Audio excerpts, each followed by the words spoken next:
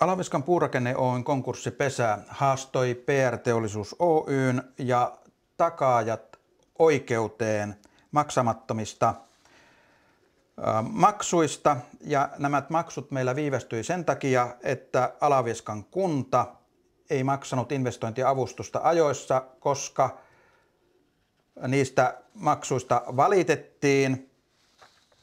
Ja tämän johdosta yhtiöllä ei ollut rahaa heti maksaa niitä maksuja, mitä oli suunniteltu. Ja myös saattohoitajana toiminut Jouni Remes, joka oli toimitusjohtaja, hoiti asioita meidän mielestämme niin, että hän ei ollut tai halunnutkaan hoitaa asioita sillä tavalla, että rahoitus olisi ollut kunnossa. Ylivieskan käräjäoikeuteen haastetta emme kuitenkaan saaneet ollenkaan. Eli meidän puolesta niin Ylivieskan käräjäoikeudessa on meitä edustanut meille kokonaan täysin tuntematon asianajaja Jouni Vihervalli Ylivieskan käräjäoikeudelle lähettämässään kirjeessä. Vihervalli todistaa näin, että edustan jutun kaikkia vastaajia, myös Erkki Ahoa, Heino Virtaa ja Markku Aulis-Koskea. Kolme viimeksi mainittua eivät ole vielä saaneet tiedoksi haastetta. Eli me emme saaneet haastetta tiedoksi lainkaan koko oikeudenkäyntiin. Tässä asiakirjassa on myös käräjäoikeuden merkinnät, jossa näkyy, että tiedoksiantoja ei ole saatu tai toimitettu asianomaisille, mutta siitä huolimatta käräjäoikeus on ratkaissut asian. Ja kun valitimme tästä menettelystä, eli Jouni Vihervallin menettelystä, niin Vihervalli vastaa Asianajajaliittoon, että en ole koskaan tavannut kantelijoita, enkä muista edes keskustelleeni heidän kanssaan puhelimitse. Eli hän on edustanut meitä meidän tietämättämme ilman valtakirjoja ja oikeustietoisena asiasta on hyväksynyt menettelyn, mikä on täysin länsimaisen oikeuskäytännön vastaista menettelyä. Tässä on myös Heino Virran todistus siitä, että hän ei ole antanut Jouni Vihervallille minkäänlaista asiakirjaa asioiden hoitamiseksi. Yhtiön hallitus oli tyytymätön toimitusjohtaja Jouni Remeksen toimintaan ja siksi annoimme hänelle lopputilin. Tällöin myös Arsenal ja Kera heräsivät ja he vaativat oman miehensä yhtiön toimitusjohtajaksi uhkaillen meitä konkurssilla, ellemme valitse konsultti Stig Wexströmiä toimitusjohtajaksi. Ja konsultti Wexström ilmoitti, että hän on valmis tulemaan toimitusjohtajaksi. Hän lähetti kirjeen, jossa hän ilmoitti, että hänen palkkansa on 5 000 markkaa päivä plus ALV ja enintään 50 000 euroa plus 50 000 markkaa plus alvi kuukaudessa. Ja lisäksi hän pidätti oikeuden laskuttaa tehtävästä aiheutuvat suorat kulut, matka, hotelli ja päiväraha ynnä muut kulut. Laskutus tapahtui viikoittain. Eli siis jouduimme pakosta ottamaan toimitusjohtajaksi konsultti Stig Wexströmin ja teimme konsultti Wexströmille sopimuksen, jonka mukaan hänellä ei ollut yksin oikeutta allekirjoittaa asiakirjoja ja edellytimme, että yritystä koskevia tietoja ei saa luovuttaa ulkopuoliselle 500 000 markan uhkasakon uhalla. Ja edellytimme myös sitä, että Jouni Remestä ei käytetä miltään osin tehtävien suorittamiseen. Ja sopimuksen irtisanomisajaksi Stig Wexströmille määrittelimme 1 sekunnin. Ja tällainen konsulttisopimus lähetettiin Markku Koskelle eduskuntaan, jotta hän hoitaa sen Stig Wexströmille. Kun Stig Wexström tuli sitten joulukuussa yhtiön toimitusjohtajaksi, meillä oli yrityksen pikkujouluilta ja kun siellä oli myös tanssia, hän tanssitti meidän vientisihteeriämme Ela Lillemaata ja kertoi tälle, että hänen tehtävänään oli ajaa yritys hallitusti alas Ela Lillemaa, joka oli eestiläinen, ihmetteli sitten tätä lausuntoa ja tuli kysymään vientipäälliköltä, että eikö se tarkoita konkurssia.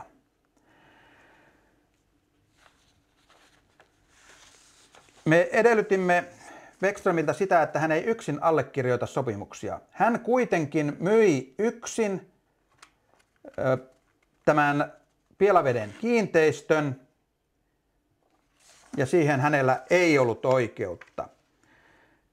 Konsultti Bäckström, joka oli toimitusjohtajana, halusi ajaa, tai hänen tavoitteenaan oli saada yritys konkurssiin tammikuun loppuun mennessä. Se ei häneltä onnistunut ja hän Ylivieskan Arsenal Oy:ssä piti palaveria johtaja Seppo Jääskeläisen kanssa, joka oli Arsenal Oy:stä, Joha Juntusen kanssa Arsenal Oy:stä, Antti Latola, joka oli Alavieskan Puurakenne Oyn konkurssipesän hoitaja ja kehityspäällikkö Veikko Anttonen, joka oli Kera Oyn kehityspäällikkö, kunnanjohtaja Arne Karvonen ja elinkeinoasiamies Terttu Korte sekä Stig Bäckström. Ja nämä päättivät, että PR-teollisuus ajetaan konkurssiin. Tästä palaverista Stig Bäckström soitti minulle ja pyysi kutsumaan yhtiön hallituksen koolle samana iltana. No se ei ollut mahdollista, koska Heino Virta oli Karjalassa, eli tuolla rajan takana, ja Markku Koski oli Helsingissä.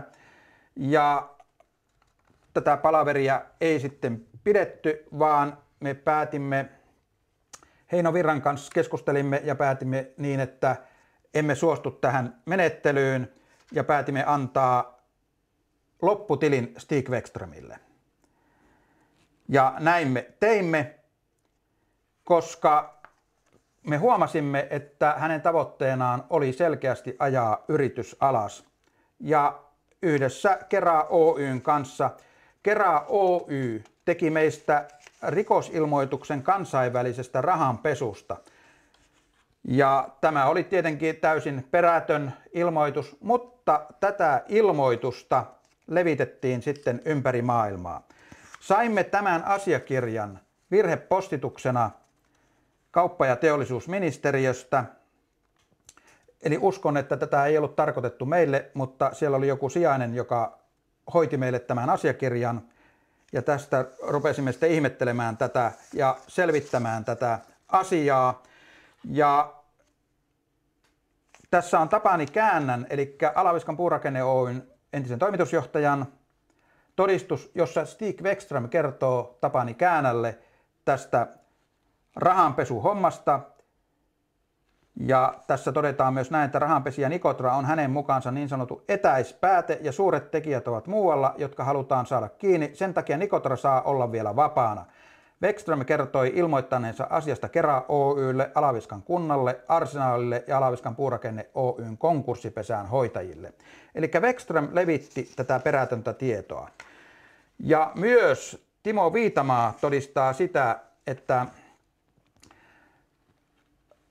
Bäckström levitti tätä tietoa, eli hän kirjoittaa näin. Olimme Tapio Rasmuksen kanssa 16. helmikuuta 1996 käymässä Ylivieskan Arsenal Oy:ssä tavoitteena allekirjoittaa kauppasopimus Koivujärven tilan ostosta. Matkalta sieltä takaisin Alavieskaan tehtaalle oli kyydissämme Stig Bäckström, joka kertoi meille, että Alfio Nikotraa kansainvälinen poliisi jahtaa rahanpesusta ja poliisi pyrkii pääsemään suurempien konnien jäljille ja siksi Nikotra saa olla vielä vapaana. Ja tässä on myös Kera Oyn kehityspäällikkö Veikko Anttosen todistus siitä, että hän levitti tätä perätöntä tietoa eteenpäin. Eli tässä on oikeuskanslerin virastolle lähetetty luottamuksellinen kirje, jossa hän todistaa, että ennätin kuitenkin varoittaa toimitusjohtaja Remestä ja kunnanjohtaja Antti Karvosta ennen kuin Leinosen muistiossa mainittu Interpol Helsinki-tarkistus tuli minun tietooni. Muualta saamani tiedon mukaan poliisi kuitenkin seurasi edelleen Nikotran puuhia niin kauan kuin hän oli Suomessa.